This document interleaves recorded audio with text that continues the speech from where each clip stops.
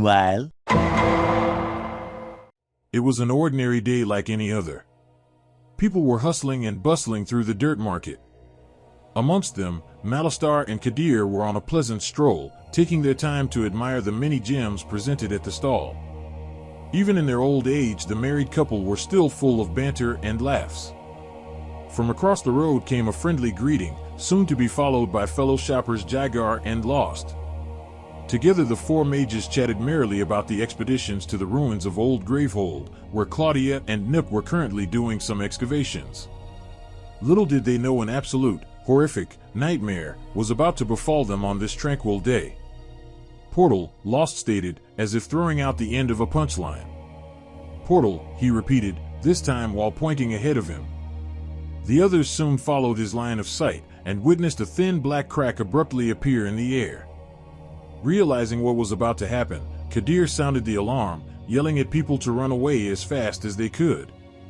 Moments later the crack tore itself open into a vivid purple swirl. Through the void portal, the Fate Shepherd emerged.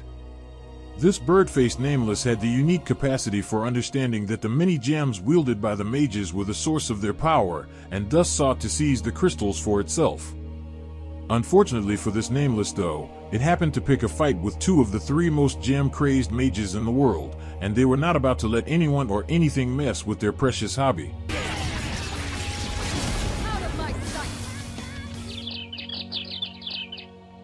With their feathered foe defeated, the mages could only stare in displeasure at the pile of rubble which was once their precious marketplace. Malistar remarked that he wasn't aware that void portals could spawn inside of Gravehold. They had always appeared at random in the wilds, with the scouts spotting any Nameless approaching, days before they arrived. Now, as far as we know, in the entire history of Aeon's End, void portals had never spawned inside of Gravehold before.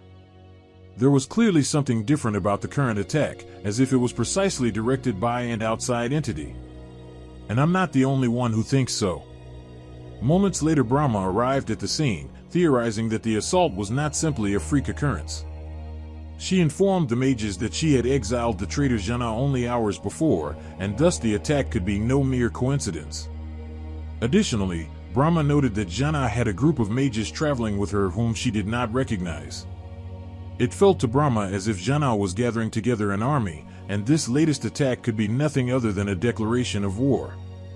Jagar and Kadir tried to protest, stating that they didn't want to believe Jana could do something so horrible. Yet they couldn't deny that since she had attacked Gravehold's people once before using the Necroswarm, that she was more than capable enough of doing it again. In conclusion, Brahma ordered to group together up any mages they could find as well, so Gravehold would have the forces it needed to defend itself from Jana's inevitable assault. Malistar and the rest agreed, and together they hurried to find whatever allies they could from beyond the city's borders. Upon exiting the gates of New Gravehold, the party found two mages waiting for them. It was Claudia and Inko, both out of breath from running a great distance in haste. Malistar and Kadir were startled to see their daughter, as she was meant to currently be away on an excavation mission. While flailing her arms around in big gestures, Claudia explained that not just one, but several portals had opened in the ruins, and Nameless were bound to start pouring out of them at any moment. Before anyone could respond, Inko immediately interjected, saying that the southern outpost was currently under a Nameless attack as well and that they did not have the forces to defeat it. Unfortunately for Inko, Malistar and Kadir would certainly prioritize their only child, and for Jagar the ruins were the most important thing in all the world. Even Lost had a vested interest in his old home.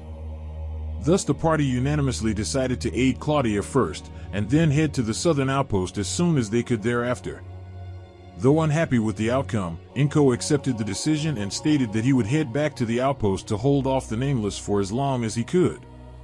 The journey to the ruins went without incident, and upon arriving the mages met up with Nook, who had remained to monitor the menacing portals. As Nook was about to explain that nothing had happened yet, something happened. A humanoid figure wearing thick robes and an imposing mask emerged from the central breach. Little did the party know that this was the Bishop of Scrolls, the very same person who Takran, Chu, Kel, and Ilya had battled mere hours before. Jagar was first to leap to the front, demanding the bishop to identify herself. Yet she merely spoke in a riddle, announcing that she was the bright future who would guide the world out of despair. Eager to prove the power she wielded, the bishop summoned forth her army of minions, each arriving out of a different portal. Then, just before engaging the mages in battle, she mentioned it was Zaxos who inspired her to wield the powers of the void, and Jana's followers who were responsible for creating her minions. With no time to contemplate these words, the mages defended themselves against the coming onslaught.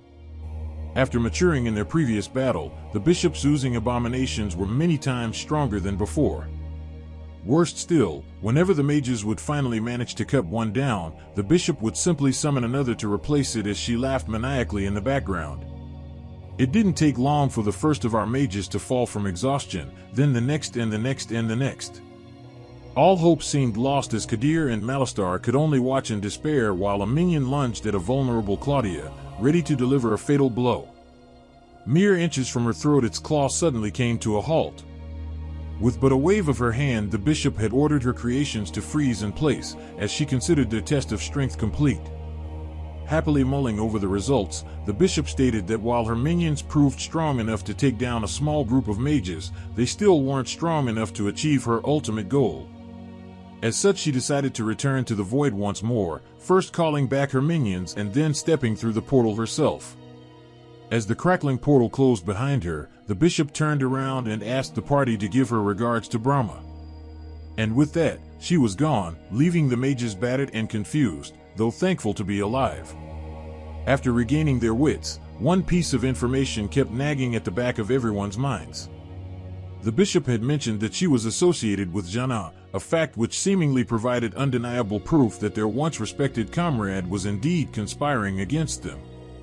Putting such thoughts aside for the time being, Jagar lamented the destruction which had befallen his beloved archaeological site. In response, Claudia attempted to lighten the mood, stating that the ruins were already ruined at the start, and now they were simply a bit more ruined. In the back, Lost also spoke up, reminding the party that Inko was still awaiting their aid. This instantly brought focus and conviction back to the group of mages, and after picking up some nearby unearthed relics, they rushed onwards to the southern outpost. Upon approaching the settlement, the party caught glimpses of a metallic exoskeleton prowling the area. Additionally, they saw the ground littered in pieces of broken buildings, the remains of a recent great battle. From the edge of the fort, a cellar door suddenly swung open, with Inko and Talix gesturing the party inside. The bottom of the stairs opened up into a massive basement, currently being used as a shelter by residents of the outpost. There the mages discussed their recent occurrences. From Talix's side, he explained that the current Nameless threatening their home was not the same as the one Inko had gone to seek aid to fight. At some point while they were hiding, it sounded like a group of powerful mages had slain the original Nameless, though when Talix personally went to investigate, he saw a girl he did not recognize funneling ether into a creature of the void, only to leave shortly thereafter. As I'm sure you are aware, this is a reference to how we previously saw the Azirian mages take down the Mother of Rust, with Ilias subsequently carving glyphs of control into the remaining skitter.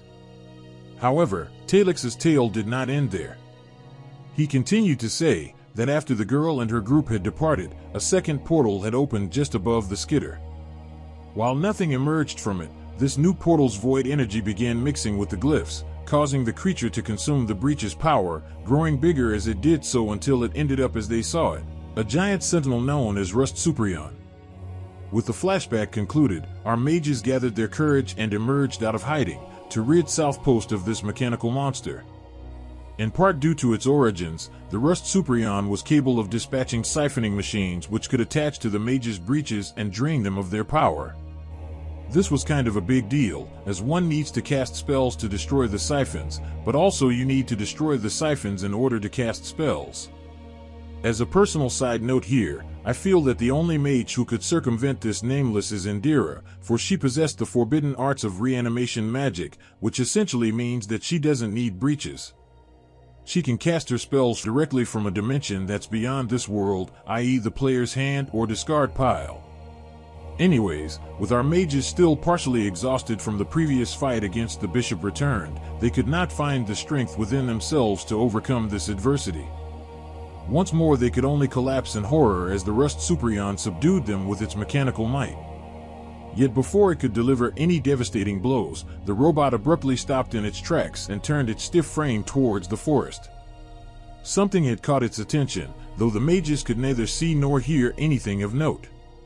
Moments later the Rust Superion lost all interest in the battle, recalling its horde of siphons before marching off into the distant forest. Though our party was thankful this occurred, it was also the cause for great concern. Never before had they witnessed a Nameless abandon its prey. The only thing they could really think of having caused this was that a mage like Jana had gained control of the Nameless and recruited it to her cause. If that was indeed the case, it made their mission of gathering allies all the more important. The mages were about to decide on their next move when they heard voices calling out to them. It was Mazra and Soskel, the two mages overseeing the northern outpost. Brahma had clearly summoned them to New Gravehold as well, and subsequently also asked them to fetch our current party, as she anticipated Jana's forces would attack at any moment. As fate would have it though, yet another crisis befell our mages before they could return. Cries for help pierced the windless skies, originating from the swampland to the east. Though no one knew of a settlement in that direction, it was clear people were in trouble. At first Mazra was hesitant to disregard Brahma's orders for their immediate return, but after Claudia pointed out that she would rather rush to people's aid than engage in petty power struggles, everyone agreed on which duty to uphold. As quickly as they could, the mages rushed towards Fane, a settlement they normally never would have found if not for the chaos unfolding before them. Drifting high above the village loomed a golden mask, Myth. Its long chains were whipping to and fro, wrapping themselves around local Azerian mages who had tried their best to fight back against the Nameless. Yet the moment they were enveloped, their bodies went numb. What's worse, they became like puppets on a string for Myth to control. And use them the Nameless did, forcing them to burn down their own home. Our entire party, including the usually joyful Claudia, felt themselves shaking in dismay at this cruelty. A feeling which would soon turn to rage, as they vowed not to let such an atrocity go unpunished for even a moment longer. Fighting like they never had before, the Breach mages landed one blow after another on Myth, giving it no opportunity at all to counter. It wasn't long before the golden mask fell from the sky, hitting the ground in absolute defeat. Almost instantly thereafter, its chains began disintegrating, allowing the captured mages to slowly return to their senses. At this point, I'd like to take a minute to appreciate that we actually get to see the names and faces of some of the Azerian mages during the battle. We have Tyresia, who we met in the Azer campaign, along with her tether, Kiraira. Then there is Kit and Joy, and also Remail and Versina. Additionally, based on the flavor text of Galvanize and some other cards, we also learn of two more Azerian mages, Xander and Perth, though unfortunately there isn't any official artwork available for them. I did find this one and used image by Esti Swandana though, so maybe this is who they were supposed to be. Furthermore, what's particularly fascinating about fighting them under Myth's control is that when tethered mages come together, their powers grow stronger, just as they would normally given their Azerian upbringing. And that's not all. Mages like Kiraira and Tyresia share such a deep bond that even under the supposed absolute control of Myth, when their partner is attacked, they would rage out in vengeance at whoever dealt the damage. It's always nice to see how combat mechanics directly reflect the lore of the world. Moving on, with the battle concluded, our team of mages only stuck around long enough to ensure that the people of Fane were all right. With many doubts still plaguing their hearts, the party returned to New Gravehold, ready to hold the line against Jana or any other forces that may threaten their home.